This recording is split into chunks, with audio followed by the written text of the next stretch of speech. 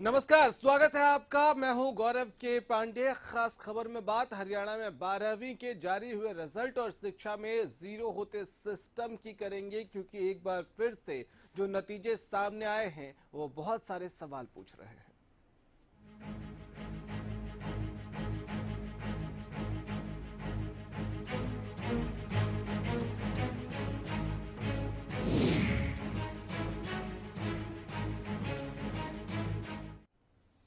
क्यों और कैसे होती है परीक्षा में शिक्षा फेल, ये रिपोर्ट में हम आपको दिखा रहे हैं।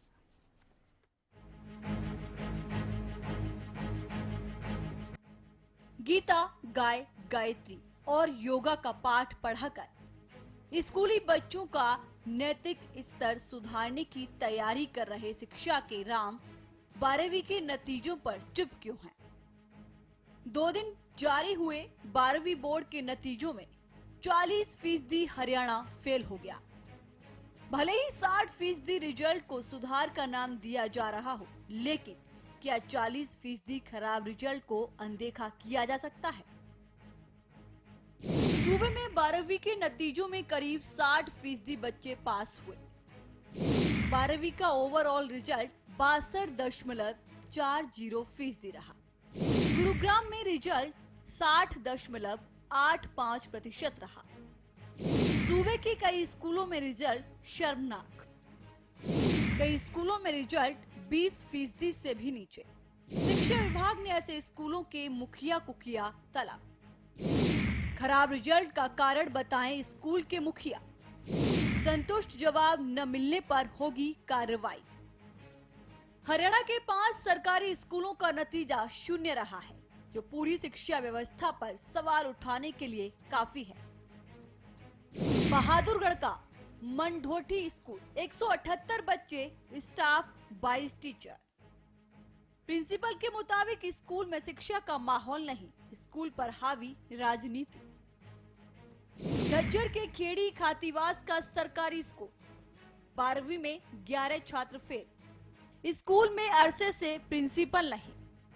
पलवल के हथीन का आलीमेव का सरकारी स्कूल, स्कूल में इंग्लिश का टीचर नहीं, अंग्रेजी की पढ़ाई हुई ही नहीं। यमुनानगर के खुर्दबन का सरकारी 8 बच्चे इंग्लिश में फेल, 12वीं के पहले बैच में एक भी लेक्चरर नहीं था।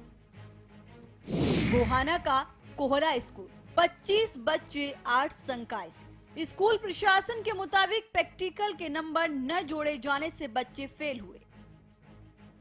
आए दिन सूबे में स्कूलों का बहिष्कार करती बेटियां नजर आती हैं, तो कहीं स्कूल में टीचर न होने की वजह से बच्चों को खाली हाथ लौटना पड़ता है। हालात इतने बदतर हैं कि किसी किसी स्कूल में प्रिंसिपल बच्चों को मैथ्स और इंग्लिश जैसे सब्जेक्ट पढ़ा रहे हैं। सवाल ये है कि आखिर कब पास होगी सूबे की शिक्षा व्यवस्था। Bureau report, Haryana news. चलिए तो इसी पर चर्चा हम शुरू करते हैं कि कैसे और क्यों हरियाणा में हाल यही रह जाता है। हरियाणा का हिसाब किताब शिक्षा के नाम पर आकर गड़बड़ा जाता है, और कहां प्रॉब्लम आ रही है, क्यों प्रॉब्लम आ रही है। 60% नतीजे तो आए हैं, लेकिन ये 40% एक बड़ा हिस्सा फेल क्यों हो गया।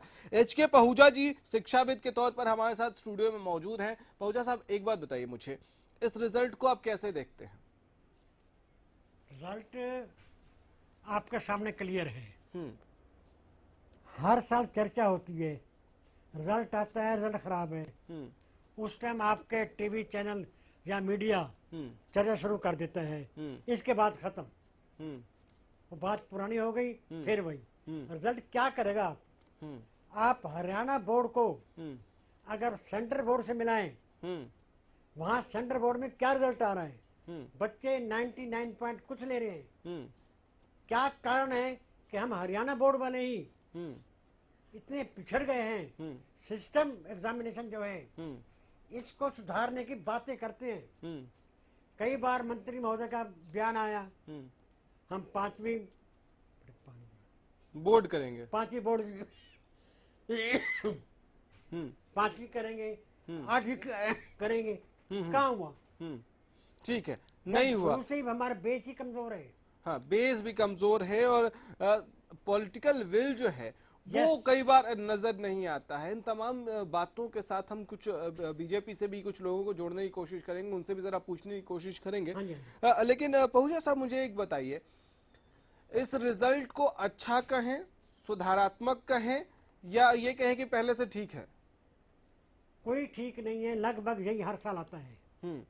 एवरेज जो है इस बार 60 हो गया, कभी 65 हो गया, कभी 55 आ गया। रिजल्ट इसको हम अगर कंपेयर करें सीबीएसई से, हम कहीं स्टैंड नहीं करते। क्या कारण है? बुक्स वही एनसीईआरटी की हैं, टीचर वही ट्रेंड है। एक बात बताइए कि इतनी मोटी सैलरी दी जाती है शिक्षकों को, और सरकार कहते हैं कि हम 28,000 प्रति स्टूडेंट खर्च करते हैं, कर रहे हैं, ठीक है, और सरकार कहती है हम करोड़ों का फंड देते हैं शिक्षा व्यवस्था को ठीक करने के लिए, उसके बावजूद दुरुस्त क्यों नहीं होती हैं चीजें? फिर वही है ना, जब हम स्ट्रक्चर ठीक नहीं करेंगे। हाँ। अगर आपके स्कूल में टीचर ही नहीं है, आप रोज टीवी पे सुन रहे हो कितनी हजारों पोस्टर खाली पड़ी है, या कोई कोर्ट केस में लगे हुए हैं, पुराने जेबीटी, नए जेबीटी, गेस्ट टीचर। सिस्टम जब तक ठीक नहीं होगा वो क्या करेंगे हम? टीचर्स हमारे पास नहीं है, स्कूलों में खाली है। आप बुक्स देखो, अभी तक प्राइमरी लेवल की बुक्स स्कूलों को उपलब्ध नहीं कराई गई हैं। और टेस्ट लेने की बात कर रहे हैं कि हाँ, और अब कह रहे हैं मंथली टेस्ट होगा, सेमेस्टर होगा। ये भाई तुम 25, 26, 27 को वो टेस्ट भी है, शुरू होने जा रहे हैं। चलो अब छुट्टियां हो गई हैं, डेट बदल जाएगी, अलग बात है। पर किस बात का टेस्ट लोगे? वो कह रहे हैं बुक्स है जी, डाउनलोड कर लो। बिजली आती नहीं है, डाउनलोड क्या कर ले? कंप्यूटर तो बहुत दूर की बात है, टीवी तो चलता नहीं ठीक से, बिजली आती नहीं है, डाउनलोड कहाँ करें? देहात में जाके देखो इस बात को। हाँ। वो डाउनलोड करेंगे, इंटरनेट से रहेंगे। हाँ। दूसरा, मैं समझता हूँ, हमारे हरियाणा बोर्ड की बात कर रहा हूँ, क्योंकि मैं इन टच हूँ आज भी, रिटायरमेंट के बाद भी। जितने पेरेंट्स सीबीएस के स्कूलों में इंटरेस्ट लेते हैं, पीटीए की मीटिंग में जाते हैं, हमारे स्कूल में क्या होता है, अप्रैल में दाखिल कर दो, बस पीटीए मीटिंग बुलाओ, बिल्कुल परवाह नहीं है। सजा हम नहीं दे सकते, मैं बिल्कुल एग्री करता हूँ, सजा नहीं देनी चाहिए, बिल्कुल पॉलिसी है। पर कुछ तो हो, एग्जाम का 5वीं 8वीं, कहीं पर तो हम कुछ ब्रेक लगाएं, सीधे 10th में जाएंगे और 8वीं तक आप दाखिला आपने करना है, तो एफिडेविट के आधार पर ही दाखिल कर दो, उसकी एज के हिसाब से। क्या होगा उससे? आप पेरेंट्स में बिल्कुल इंटरेस्ट नहीं है। आप अगर प्रैक्टिकली हरियाणा स्कूल में जाकर देखो, पेरेंट्स तो सर बहुत बाद में आते हैं। पहुंचा जी, मुझे एक बात बताइए कि स्कूलों में जो बेसिक रिक्वायरमेंट है, ताकि बच्चों को एक इंटरेस्ट उनका सबसे पहले तो एजुकेशन के प्रति, पढ़ाई के प्रति वो इंटरेस्ट जगा पाते हैं क्या ऐसे स्कूलों में? नहीं है इंटरेस्ट, सिर्फ मजबूरी में पढ़ रहे हैं कि भाई पढ़ना है, कोर्स कंप्लीट करना है, 10th का 12th का सर्टिफिकेट लेना है। हाँ। जैसे और स्कूलों में आजकल एक्सपेरिमेंटल एजुकेशन हो रही है, क्या हरियाणा बोर्ड में इनके स्कूल में कुछ सिस्टम है ऐसा? इनके अगर प्रैक्टिकल जाकर देखो, जो साइंस के प्रैक्टिकल होते हैं वो सिर्फ दिखावा मात्र हैं। लैब में सामान्य पूरा, बोर्ड के एग्जाम आ गए, एग्जामिनर साहब आ गए, फॉर्मेलिटी पूरी कर दी, टीचर से मिलकर नंबर लगा दिए। क्या साल में कराए भी जाते हैं प्रैक्टिकल? जबकि सेंट्रल बोर्ड के, हम क्यों कहते हैं प्राइवेट स्कूल वाले, फीस तो लेते हैं वो, कोई शक नहीं है, ज्यादा है फीस, परंतु उनको इंफ्रास्ट्रक्चर भी उपलब्ध कराते हैं। वो उनके साइंस है, स्पोर्ट्स है, कल्चरल है, पढ़ाई में इंटरेस्ट बनाए रखे। हमने रटा ये चैप्टर। अच्छा सर, मुझे एक बात बताइए, क्योंकि जब मैं पढ़ता था तो मुझे बहुत अच्छे से याद है कि मेरी स्कूलिंग आईसीएसई मीडियम से हुई, तो वहाँ मुझे बहुत अच्छे से पता है, आईसीएसई जी, वो बहुत अच्छे से मुझे पता है कि वो हिंदी में अगर कोई सवाल पूछा गया किसने कहा, क्यों कहा, कब कहा। कब कहा? तो उसमें मुझे पता था कि किसने कहा अगर मैंने सही लिखा तो 1 नंबर, क्यों कहा तो सही बताया तो दूसरा नंबर, और कब कहा बताया तो तीसरा नंबर दे दिया। नंबर्स ऐसे मुझे मिलेंगे। तो मुझे एग्जैक्टली पता था कि मुझे किस हिसाब से पढ़ना है और किस हिसाब से लिखना है। टीचर्स वो बताते थे हमें। क्या ये होता है सरकारी स्कूलों में? अब ये चीज पॉसिबल ही नहीं है। हाँ। टीचर को क्या होता है, उसने तो सिलेबस कवर करना है, ये डंडा है उस पर, बाय हुक और बाय क्रुक इसी पीरियड में पढ़ाना है और आपको अपना सिलेबस खत्म करना है। सिलेबस पूरा करने का दबाव तो प्राइवेट स्कूलों में भी होता है। एक छोटा सा ब्रेक के लिए चले हम यहाँ रुक जाते हैं, इसके बाद इस चर्चा को हम थोड़ा आगे बढ़ाएंगे कि आखिर क्या कारण है, क्या वजह है। करोड़ों खर्च करते हैं भैया, पूरा का पूरा एक विभाग है, महकमा है, मोटी मोटी सैलरी वाले शिक्षक से लेकर अधिकारी तक हैं, उसके बावजूद बच्चे फेल क्यों? छोटा सा ब्रेक।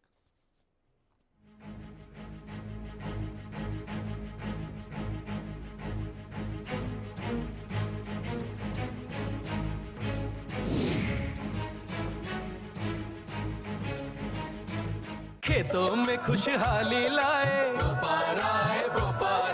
घर घर पानी पहुँचाए,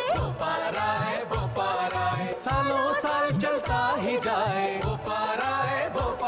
कम वोल्टेज में भी मोटर स्टार्ट करे बेआवाज, सालों साल चलने वाला बोपाराय मोटर स्टार्टर। श्री गोविंद घर जैसा घी हो खाना, श्री गोविंद ही ले आना, श्री गोविंद बल बुद्धि का है भंडार, रिष्ट पुष्ट होगा परिवार, श्री गोविंद। श्री गोविंद एगमार्क शुद्ध देसी घी। सिरसा में अब खत्म हुआ अंतर्राष्ट्रीय स्तर की शिक्षा का इंतजार।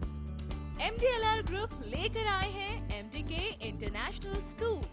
हरियाणा के हरित क्षेत्र सिरसा में विश्व स्तरीय शिक्षा की खास पहचान। MDK international school Cambridge university London से जुड़े सिरसा के इस पहले रेसिडेंशियल कम डे बोर्डिंग स्कूल के डायरेक्टर हैं कैम्ब्रिज एग्जाम्स के आकलनकर्ता मिस्टर लॉरेंस फ्रे। विश्व स्तरीय शिक्षा के साथ MDK स्कूल में है एयर कंडीशन कैंपस और दूसरी आधुनिक जरूरी सुविधाएं, पुस्तकों से परिपूर्ण लाइब्रेरी और एक स्पेशियस कैफेटेरिया जिसमें बच्चों के लिए मिलेगा हेल्दी खाना। MDK इंटरनेशनल स्कूल की विश्व स्तरीय खेल एवं अन्य सुविधाएं आपके बच्चों का स्वास्थ्य एवं चहुमुखी विकास सुनिश्चित करती हैं। तारकेश्वरम धाम के नजदीक रानिया रोड सिरसा में। अधिक जानकारी के लिए संपर्क करें।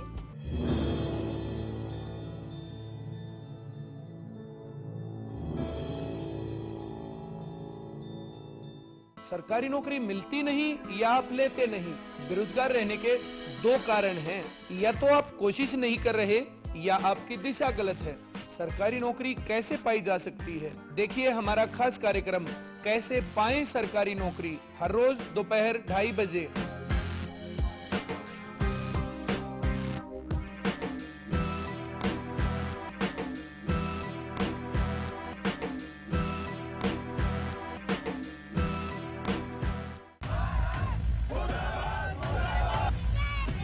ये जो हो रहा है क्या सही हो रहा है? क्या आप उठाना चाहते हैं इसके खिलाफ आवाज? एक ऐसा मंच जहां आपसे जुड़ी खबरें सिर्फ खबरें बनकर ही न रह जाएं। आपकी आवाज वहां तक पहुंचाते हैं जहां उसके पहुंचने की जरूरत है। हरियाणा की आवाज वो मंच जो उठाता है आपसे जुड़े मुद्दे, इन पर लेता है आपकी राय और बनता है आपकी आवाज। Always you taking me through. I say the same old thing with you by my side. ये क्या हो रहा है? अगर कपड़े मैंने ही गंदे किए तो मैं ही धोऊंगा ना। मेरी वजह से आपके सॉफ्ट क्यों खराब हो? वेल, मिस्टर खुद्दार, कपड़े तो साफ हो गए और आपकी सॉफ्ट हाथ अभी भी सॉफ्ट है। मैं भी ना यूं ही टेंशन लेता हूँ। लो, इसे भी आप साफ कर दो। कपड़े कलर्ड हो या व्हाइट, स्टेन्स की छुट्टी पक्की। कपड़े और हाथ वुश करे खुश। नमस्ते दोस्तों, मैं हूं संग्राम सिंह रेसलर और मैं सभी हरियाणा वासियों से गुजारिश करता हूं कि हरियाणा में पहली बार Shere Haryana circle kabaddi premier league season first जो 3 जून से 19 जून तक हो रहा है, इसको बढ़ चढ़ कर देखें और खिलाड़ियों का हौसला बढ़ाएं, क्योंकि कबड्डी खेल अपना है और हरियाणा कबड्डी को आगे बढ़ाएं। मैं भी इसकी ओपनिंग सेरेमनी 3 जून को निडानी आ रहा हूं खिलाड़ियों का हौसला बढ़ाने के लिए। तो आप सब भी आइए, खिलाड़ियों के साथ साथ इस खेल को बढ़ाइए। जय हिंद।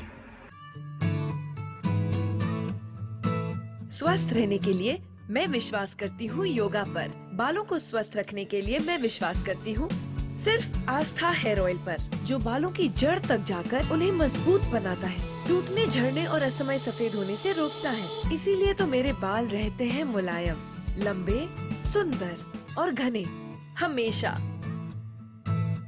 आस्था हेयर ऑयल, बालों की संजीवनी।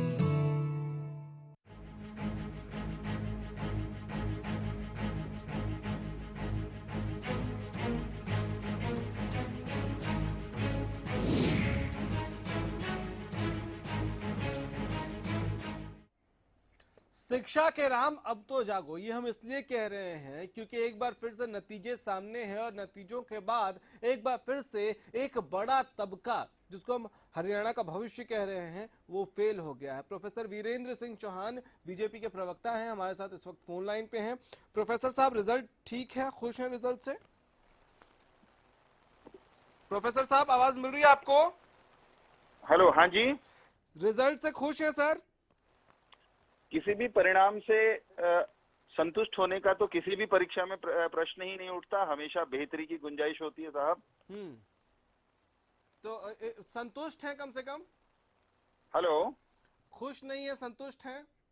बेहतर मैंने है ये कहा ना, रिजल्ट पहले से? संतुष्ट होने का प्रश्न ही नहीं उठता। बेहतरी के लिए निरंतर प्रयास किए जाने होते हैं, खामियां होती हैं, उनको दुरुस्त करना होता है, उसमें निरंतर हम लोग लगे हुए हैं। सर, 40% बच्चे एक बार फिर से फेल हो गए जी। क्यों? देखिए, परीक्षा जब ली जाती है मित्र जी, तो परीक्षा में कुछ को पास होना होता है। हाँ। जो उस परीक्षा के पैमानों पर खरे नहीं उतर पाते हैं वो असफल भी होते हैं। ठीक है, तो ये बच्चों की और गलती है कि वो क्यों का उत्तर व्यक्तिशः होता है। नहीं, मतलब आप ये कहना चाह रहे हैं कि बच्चों ने पढ़ाई नहीं की, आपका सिस्टम बहुत बढ़िया है, सब कुछ बढ़िया है, बच्चों ने पढ़ाई नहीं की इसलिए फेल हो गए? नहीं, मैंने ये भी नहीं कहा। हाँ, तो फिर लेकिन आप ये भी नहीं कह सकते कि सिस्टम फेल हो गया है। सिस्टम फेल नहीं हुआ है। मैं फिर दोहरा रहा हूँ, स्कूलों में जितने स्कूल है सब जगह टीचर्स अवेलेबल हैं सफिशिएंट अमाउंट में? ये बात इस प्रश्न का उत्तर होते हुए भी आप दोहरा रहे हैं, तो मैं उत्तर दोहराता हूँ जी। निसंदेह हरियाणा में आज भी सभी स्कूलों में पर्याप्त शिक्षक नहीं हैं। शिक्षकों की नियुक्ति और उपलब्धता के लिए सरकार की ओर से निरंतर प्रयास हो रहे हैं। कितना वक्त सर? क्या अदालत के निर्णय का कोई टाइम टेबल घोषित हो सकता है? क्या जो नियुक्ति की प्रक्रिया जब तक ये अदालत में चलता रहेगा उसका कोई टाइम टेबल इशू किया जा सकता है? उसका कुछ नहीं हो सकता है। आपको मैं बताता हूँ, आप एक मिनट अदालत के नाम पर ऐसे मत बताइए कि जैसे आपकी कोई गलती नहीं हो। मैं आपको बता देता हूँ, 31 मार्च तक 31 मार्च तक आपकी सरकार ने कहा था कि ये परमानेंट नियुक्तियां आप कर देंगे। 31 मार्च का डेडलाइन आपने लिया था, आपकी सरकार ने लिया था, अदालत में लिया था। 31 मार्च नहीं आया सर। उत्तर सुन लीजिए जी। नियुक्तियों की प्रक्रिया ये कुछ ऐसे नहीं होती कि आप बाजार में जाकर कोई सामान खरीद कर ले आए। नियुक्तियों की प्रक्रिया में अनेक प्रकार की जटिलताएं होती हैं, प्रोसीजर्स हैं। निसंदेह सरकार टारगेट भी तय करती है या जो संबंधित आयोग या कमीशन है जिनको नियुक्तियां करनी है, परंतु उन सारी डेडलाइंस को मीट कर लिया जाए ऐसा संभव नहीं होता। सरकार फेल हो गई। और नहीं, अगर आपको यूं लगता है कि आपके सरकार फेल होना घोषित करने से सरकार फेल होती है तो आप प्रसन्न हो सकते हैं, कौन रोकेगा आपको? नहीं, आपकी प्रसन्नता पर रोक नहीं लग सकती प्रभु। नहीं, मुझे प्रसन्न करने की जरूरत नहीं सर। तो आप मैं सरकार बच्चों को के बारे में घोषित करने वाले कौन होते हैं? कैसे कर देंगे सरकार को फेल घोषित? उनको अगर आप हरियाणा का भविष्य मानते हैं नहीं तो हुई, थोड़ा गंभीर हो सरकार को जाइए फेल घोषित कैसे कर देंगे? नहीं, मैं पूछ रहा हूँ आप सरकार को कैसे घोषित कर देंगे फेल? मैं अरे प्रोफेसर साहब, मैं सवाल पूछ रहा हूँ आपसे। मैं भी सवाल पूछ रहा हूँ साहब आपसे। हाँ, बताइए। आप एक काम अगर नहीं हो पाया उसमें आप सरकार को फेल घोषित कर देंगे। सिस्टम फेल हो गया। कौन सा पैमाना है ये? शिक्षा व्यवस्था फेल है। शिक्षा व्यवस्था को दुरुस्त करने के लिए ढेर सारे उपाय किए जा रहे हैं और भी हम कर रहे हैं। क्या किया? मैं आपको बताता हूँ आपने क्या किया। पिछली बार जब रिजल्ट खराब हुआ आपने कहा गर्मी की छुट्टियों में एक्स्ट्रा क्लासेस होगा, एक बच्चा एक टीचर नहीं पहुंचा। अब आपने नए नए उपाय करते हुए कहा कि मासिक टेस्ट लेंगे, आप हर महीने एग्जाम लेंगे। किताबें पहुंचाई नहीं, टेस्ट किस बात का होगा? आप तो ऐसी बात कर रहे हैं जैसे कहीं भी किताब नहीं पहुंची। सिस्टम है सर। आपको ये घोषित करने का अधिकार किसने दिया कि कहीं भी पुस्तक नहीं पहुंची? नहीं, क्या ये सच्चाई है? मैंने नहीं कहा। क्या ये सच्चाई है? एक मिनट, एक जगह नहीं पहुंची। तो रहिए, उस जगह के बच्चों के लिए जिम्मेदार कौन? मैं एक जगह कहता हूं, आप कह रहे हैं ना कहीं भी नहीं, मैं कहता हूं हर जगह पहुंच गई, एक जगह नहीं पहुंची। उस जगह के बच्चों के भविष्य को खराब करने का हक अधिकार किसने दिया एक क्षण के लिए रुकिए, अब उत्तर सुनिए जी। अगर एक जगह आप ही की बात पर मैं रुकता हूं, एक जगह किताबें नहीं पहुंची और बच्चों का भविष्य भी प्रभावित हुआ, मैं स्वीकार कर लेता हूं, तो इस आधार पर आप सरकार को फेल घोषित कर देंगे? शिक्षा व्यवस्था अगर एक बच्चे के भी करियर को खराब करता है तो मेरे हिसाब से वो शिक्षा व्यवस्था घोषित करिए, बिल्कुल तो फेल है। करिए। और यहाँ तो 40% बच्चे फेल हुए हैं। सर आपके पास लौट के आऊंगा। प्रोफेसर संपत सिंह हमारे साथ कांग्रेस से फोन लाइन पे हैं। संपत जी, सरकारी व्यवस्था शिक्षा व्यवस्था फेल है, 40% बच्चे फेल हो गए हैं। संपत सिंह जी आवाज मिल रही है आपको? जी जी। 40% बच्चे फेल हो गए, शिक्षा व्यवस्था को फेल मानेंगे? किसको फेल मानेंगे? शिक्षा व्यवस्था। ऐसा है जी, मैं अभी कोई मेरे साथी मुझे नहीं मालूम, तो बीजेपी की होंगे, बहुत ऊंची आवाज में अधिनायकवादी तरीके से बोल रहे थे। उनकी अपनी मर्जी है, बोलने का तरीका है, दूसरे को दबाने का। मैं तो सिर्फ आपको बताना चाहता हूँ, उनके साथ मैं मुकाबला नहीं करूंगा क्योंकि मेरे से ज्यादा पढ़े लिखे हैं और शाणे हैं। अभी पीछे सरसा यूनिवर्सिटी से नौकरी करके आए होंगे मेरे ख्याल में, तो बड़े आदमी। मैं तो ये कहना चाहता हूँ कि शिक्षा तक जहाँ तक सवाल है, पिछले 1.5 साल से सरकार जो है शिक्षा के ऊपर एक्सपेरिमेंट करने में लगी हुई है, ना तो पूरे अध्यापक प्रोवाइड करा रहे हैं। आप ये कह रहे हैं कि रोक रहा हूं माफी के साथ, मैं अपना सवाल दोहराता हूं, माफी के साथ आपको रोक रहा हूं, सवाल दोहराता हूं। 40% बच्चे फेल, शिक्षा व्यवस्था को फेल मानते हैं आप, हाँ या ना सर? हेलो सर, 40% बच्चे फेल, शिक्षा व्यवस्था को फेल मानते हैं हेलो या नहीं? हेलो। चलिए, आवाज नहीं पहुंच रही। आप दोनों का बहुत शुक्रिया हमारे साथ जुड़ने के लिए। HK साहब, आपसे पहुंचा जी एक यही सवाल मानता हूं, शिक्षा व्यवस्था फेल है, 40% बच्चे फेल हुए तो इस हिसाब से फेल ही है। मैं ये कहना चाहता हूं, चौहान साहब ने कहा कि परिवर्तन कर रहे हैं, पर कब करोगे? कब? अच्छे दिन कब आएंगे वो बच्चों के लिए? अच्छे दिन कब आएंगे? बहुत शुक्रिया सर आपका हमारे साथ जुड़ने के लिए। अच्छे दिन कब आएंगे? अच्छे दिन तो छोड़ दीजिए साहब, यहाँ तो नॉर्मल दिन भी नहीं आ रहे हैं। किताबें मिलती नहीं है, टीचर्स उपलब्ध होते नहीं है, स्कूलों की छत टपकती है, टॉयलेट में जाओ तो ताला लगा मिलता है। पढ़ें तो कैसे पढ़ें, बढ़ें तो कैसे बढ़ें, नारे तो आपने खूब दे दिए। सरकार को जमीन पर भी कर दीजिए, शायद अगली बार हम पास हो जाएं। फिलहाल इतना ही, इजाजत दीजिए, नमस्कार।